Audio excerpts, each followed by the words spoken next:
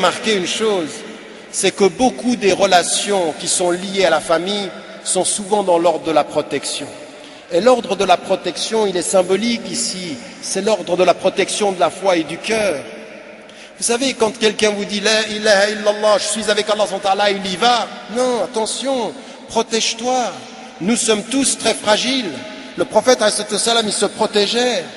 Le prophète, quand il parle aux croyants et qu'ils ont 13 ans de révélation, 13 ans de révélation, c'est dans la nuit qu'ils cherchent la protection. Sallu wa nasu niyam, priez pendant que les gens dorment, c'est ce qu'il dit à Médine, et il leur parle de cette force spirituelle. Il faut s'armer, ça ne s'arrête jamais.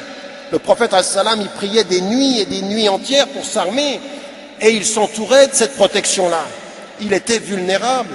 On a un hadith qui est un hadith rapporté Hassan, Sahih li ghayrihi, et qui nous dit que le prophète et qui est rapporté d'ailleurs dans ce qui a été traduit en français, Tahrir al-mar'a fi asr al-risala, le prophète il est rapporté par Abu Shaqqa et commenté, il est traduit dans l'encyclopédie de la femme de l'islam, où le prophète a eu à un moment donné cette fragilité de voir une femme, et il a eu quelque chose qui était l'émotivité, l'attraction physique. Et il est retourné vers son épouse Zainab, et le prophète s'est protégé par elle de cette fragilité-là. Ça veut dire quoi? Ça veut dire que nous sommes tous des êtres humains, que nous avons nos fragilités, et le prophète il est notre exemple par ses fragilités renforcées par un travail spirituel, de foi, de protection. Alors il avait Khadija, radiallahu anha, qui l'a protégé, il avait toutes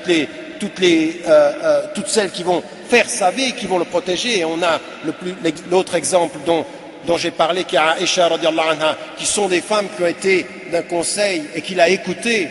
Le prophète dans des moments critiques de sa vie a écouté, parce qu'il n'était pas marié à des femmes qui n'avaient pas de caractère. Le prophète est marié à des femmes de très grand caractère. Elles ont un caractère, et quand elles parlent avec raison, elles parlent avec raisonnabilité, et il les écoute. Salama, de Sulh al-Hudaybiyah, il l'écoute quand elle lui propose d'aller faire le sacrifice, ils le suivront. Aïcha, il l'écoute. Khadija, il écoute ces femmes, et en général, elle l'oriente vers des solutions qui sont des solutions de la voie. Ce que je voulais mettre en évidence aussi, dans cette dimension-là, c'est quand vous revenez au Coran, vous apercevez ce que je disais tout à l'heure. Et sakan, la protection. Quand vous avez hunna libasun, la protection encore. Quand il parle des parents, wahfid lahuma janahi dhulli min ar-rahma. Regardez le Coran. Mais couvre-les de l'aile de ta tendresse, qui tes parents. Regardez comment le vocabulaire coranique est en permanence lié à la protection, à l'endroit de tes parents, à l'endroit de ton épouse, et ce sera la même chose par rapport aux enfants. Le prophète qui couvre et qui couvre de l'affection. N'oubliez jamais l'expression affective avec le cheminement spirituel. Et une autre chose qui est importante, même dans l'horizon, vous savez, c'est deux personnes qui écoutent les besoins de chacun, deux personnes qui s'écoutent en écoutant l'autre et qui sont dans cette recherche, savoir trouver l'équilibre, mais ce n'est pas fini. Ce qu'il y a aussi et qui est extrêmement important dans l'expérience légale, posez-vous toujours la question. Vous savez, le régime matrimonial en islam, il est toujours dans la séparation des biens. On ne confond ni le nom ni les biens. C'est-à-dire que l'islam a reconnu à la femme, dès l'origine, le statut d'être autonome en nom et en famille, autonome en biens et en finances. C'est-à-dire que son argent, ça lui appartient et son identité demeure. Elle a un droit et non pas une obligation, c'est de pouvoir justement tirer de ce couple la possibilité de la subsistance.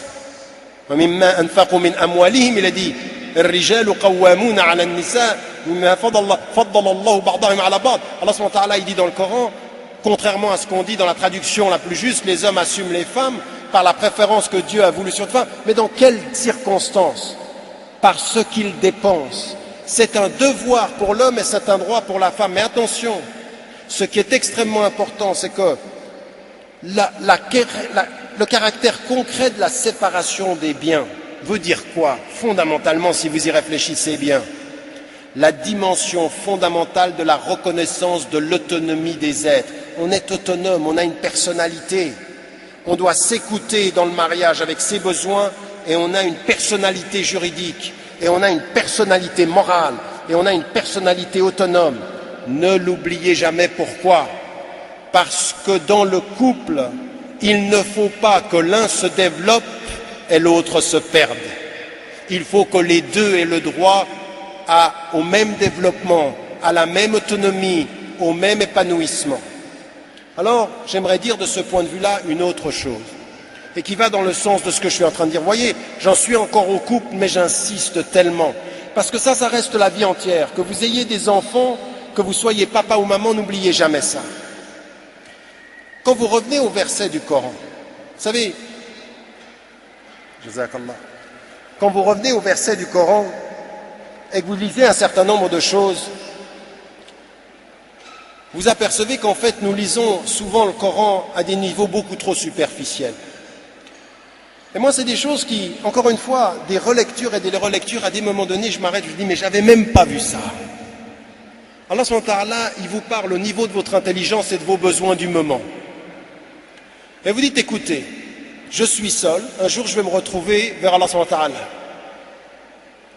Wa kulluhum atihim yawma al-qiyamati farda, chacun sera seul. Inna lillahi wa inna ilayhi raji'un. Même avec le couple, tu as Dieu et tu vas retourner à Dieu. Et le prophète sallam, il nous a enseigné cette solitude même à deux. Bien. Et à un moment donné, il nous dit dans le Coran une chose qui parle à l'individu, mais qu'on doit comprendre en couple. Il y a un verset du Coran qui parle à l'individu, mais il faut le comprendre à deux. La yukallifu Allahu nafsan illa wus'aha. Dieu ne demande pas à un être plus que ce qu'il peut porter. Et souvent, nous on reprend ce verset, on le lit tout seul. On se dit, Allah subhanahu wa ta'ala, il ne va pas me demander plus que ce que je peux porter. Arrêtons-nous un petit moment. Réfléchissons à ce verset. J'ai décidé un jour de faire ma vie avec toi, ma femme. J'ai décidé un jour de faire ma vie avec toi, mon mari. Et Dieu ne demande pas plus à chacun que ce qu'il peut porter. Mais ce qu'il peut porter, il doit le porter. On est d'accord? Le verset, c'est bien ce qu'il veut dire.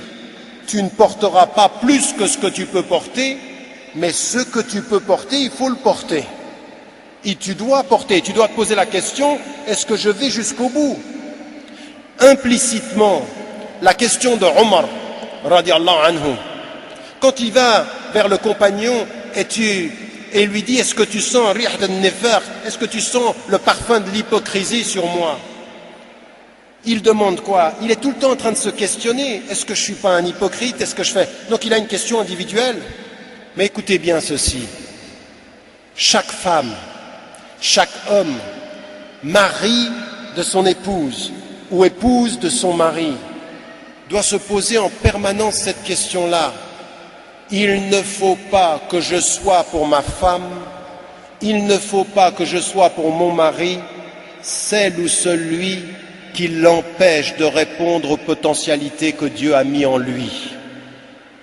Écoutez-moi bien, Allah a dit, tu ne dois pas porter plus que ce que tu peux porter, ça veut dire ce que tu peux porter, tu dois le porter. La personne qui vous accompagne doit faire attention à vous permettre de porter ce que vous devez porter et de vous y aider. Et ça, c'est très important. C'est tellement important que si je suis ta femme, que si je suis ton mari, il y a des hommes, ils sont accompagnés de femmes qui ont des potentialités extraordinaires. Elles ne peuvent pas s'épanouir parce que l'homme, il pense à lui et il ne pense pas à elle. Et le jour du jugement dernier, Allah subhanahu wa ta'ala posera la question, est-ce que tu as fait tout ce que tu pouvais faire? Le mari sera responsable de ne pas avoir laissé sa femme s'épanouir, accomplir ce qu'elle avait à faire. Il y a des femmes d'une compétence extraordinaire. Et s'il y a une chose que vous ne trouverez jamais chez le prophète alayhi wassalam. Toutes les femmes qui sont apparues et qui étaient ses épouses, ou les compagnes, les femmes qui étaient